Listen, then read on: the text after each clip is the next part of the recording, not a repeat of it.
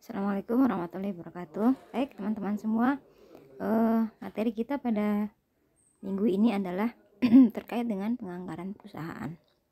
Jika kemarin kita sudah bahas sekilas tentang apa itu penganggaran perusahaan yang terkait dengan bagaimana sebuah atau sesuatu yang disusun secara sistematis, kemudian legal gitu ya, dan dipertanggungjawabkan gitu ya oleh seorang manajer gitu.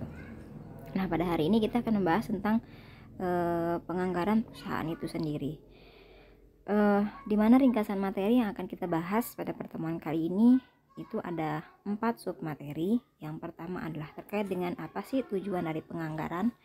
Yang kedua adalah bagaimana eksistensi dari penganggaran itu sendiri. Yang ketiga adalah kegunaan dari anggaran, dan yang terakhir adalah hubungan anggaran dengan manajemen. Sebetulnya ini sudah sempat saya singgung ya, terutama materi yang terakhir. Nanti akan saya sampaikan secara sekilas saja. Nah, kita mulai dari tujuan penganggaran. Jadi di sini ada beberapa tujuan penganggaran ya. Yang pertama adalah dijadikan sebagai landasan yuridis formal dalam memilih sumber dan investasi dana. Jadi kemarin saya sempat bahas bahwa penganggaran itu memang ada disusun secara formal gitu ya, secara formal, dan ini digunakan untuk kita memilih sumber dan investasi dana, dari mana uang itu kita dapatkan dan uang itu akan kita apakan setelah uang itu sudah ada. Itu yang pertama. Yang kedua adalah pembatasan jumlah dana yang dicari dan digunakan. Jadi dengan adanya anggaran, maka kita tahu sampai batas mana kita akan mencari dana, dan sampai kemampuan kita seperti apa uang itu bisa kita gunakan gitu ya. Jadi ada batasan-batasan yang perlu kita sesuaikan sesuai dengan kemampuan dari perusahaan tersebut. Nah, yang ketiga adalah merasionalkan sumber dan investasi dana agar hasilnya lebih maksimal. Jadi sebagaimana kita ketahui bahwa tujuan dari perusahaan itu adalah untuk menghasilkan keuntungan, sehingga anggaran yang ada itu yang berisi sumber dan investasi dana itu harus digunakan semaksimal mungkin tentunya untuk mencapai tujuan perusahaan, yaitu untuk memaksimalkan nilai perusahaan yang terdiri dari untuk keuntungan perusahaan tersebut, kemudian memaksimalkan kesejahteraan dari pemilik perusahaan. Kemudian yang keempat adalah menyempurnakan rencana yang telah disusun. Nah, tentunya ketika kita menyusun atau ketika kita membangun sebuah perusahaan, maka anggaran itu sangat penting gitu ya, karena anggaran ini adalah bagian dari rencana keuangan yang akan kita kelola gitu ya. Keuangan itu akan kita peroleh dari mana, kemudian uang itu akan kita gunakan untuk apa. Nah, inilah rencana yang akan kita susun, dan itu disempurnakan oleh anggaran dari perencanaan keuangan ini. Kemudian yang terakhir adalah menampung dan menganalisis serta memutuskan setiap usulan keuangan. Jadi anggaran perusahaan itu atau penganggaran itu digunakan untuk bagaimana kita menampung gitu ya. Menampung itu artinya kita melihat isi dari perusahaan tersebut, kekuatan, kelemahan, dan sebagainya gitu ya. Setelah itu kita sudah dapatkan data-datanya, maka kita bisa menganalisis gitu ya, menganalisis kondisi perusahaan tersebut baik secara internal maupun secara eksternal. Setelah itu kita bisa memutuskan setiap usulan keuangan itu, apakah perusahaan akan menambah hutang gitu ya, apakah mengurangi hutang, ataukah uang yang sudah ada sudah cukup, kemudian apakah perusahaan itu akan ekspansi dan sebagainya. Ini digunakan dalam anggaran perusahaan. Nah, yang berikutnya adalah bagaimana sih eksistensi dari penganggaran itu sendiri. Nah, teman-teman semua, eksistensi ini di sini diartikan sebagai seberapa besar keberadaan dari anggaran itu dapat membantu keberlangsungan sebuah perusahaan.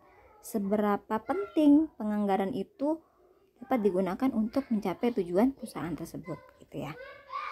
Nah, di sini bahwa eksistensinya itu ya bisa dilihat dari dua sudut pandang. Yang pertama adalah dari sudut penyusunannya, dan yang kedua adalah dari sudut penggunaannya.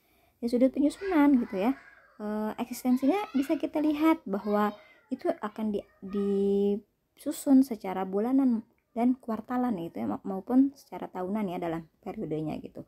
Nah, ini penyusunan ini juga penting gitu ya. per bulan misalnya.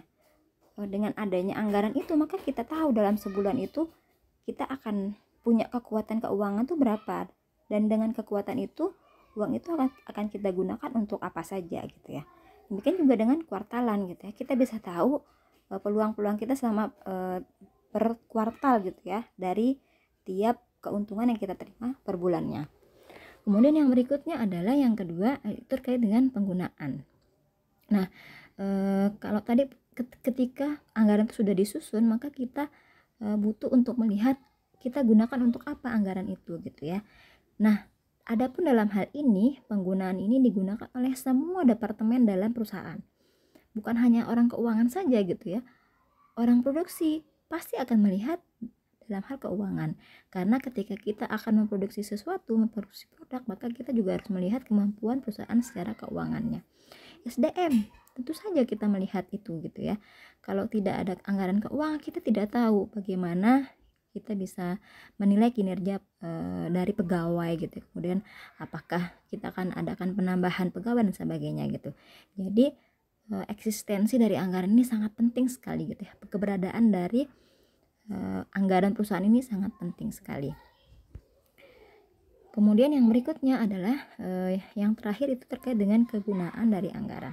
Nah, secara umum anggaran ini digunakan untuk memudahkan semua elemen dalam organisasi, baik perusahaan maupun non perusahaan, dalam melaksanakan tujuannya secara terarah dan terstruktur.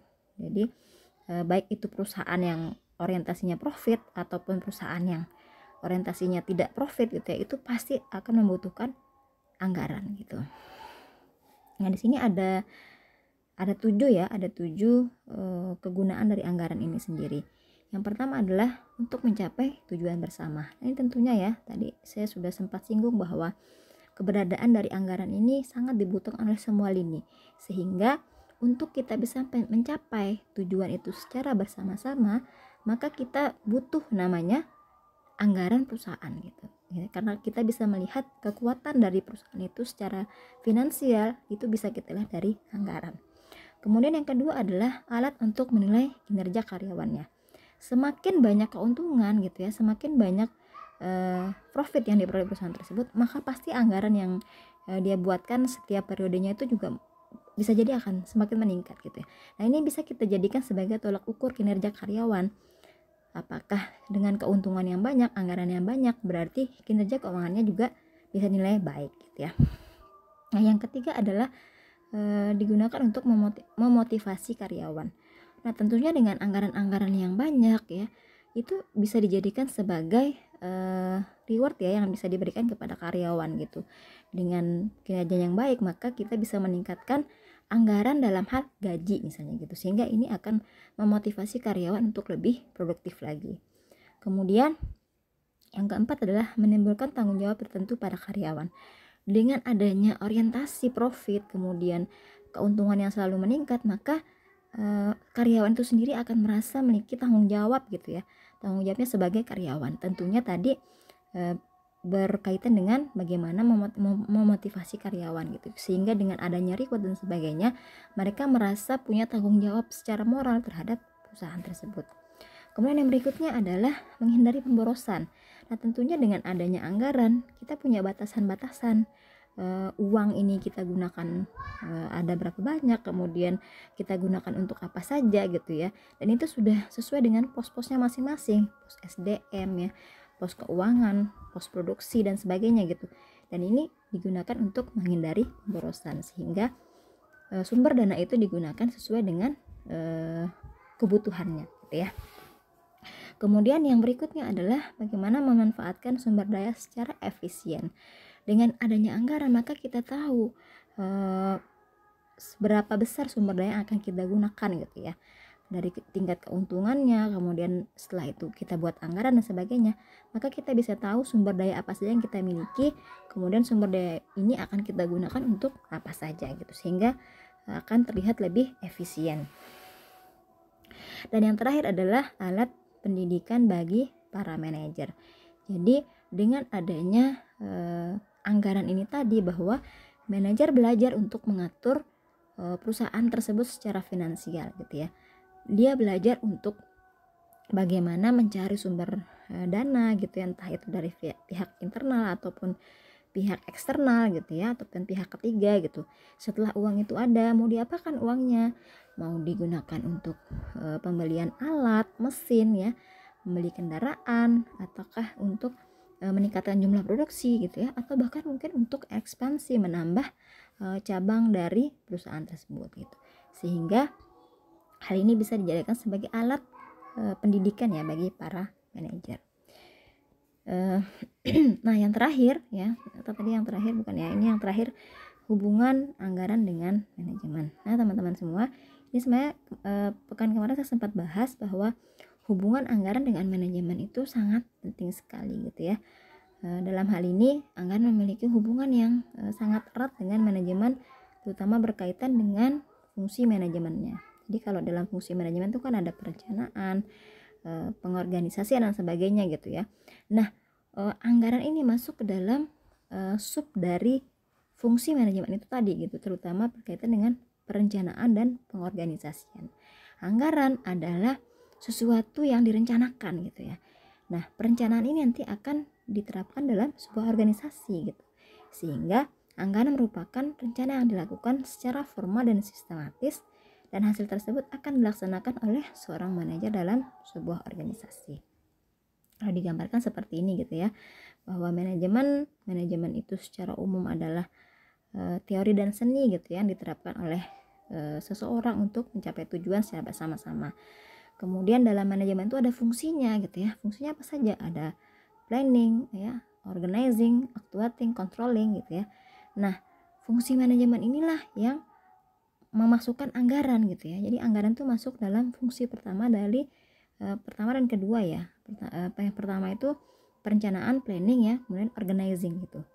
Jadi anggaran ini masuk ke dalam fungsi perencanaan berupa perencanaan dan pengorganisasian itu tadi. Jadi seperti itu teman-teman semua, insyaallah mudah-mudahan bisa dipahami gitu ya. Jadi kita belum masuk pada materi hitung-hitungan, masih pada pengenalan dulu gitu ya, seperti apa sih, sepenting apa sih anggaran perusahaan itu tadi. Demikian yang bisa saya sampaikan, mohon maaf jika banyak salah ya. Terima kasih banyak. Assalamualaikum warahmatullahi wabarakatuh.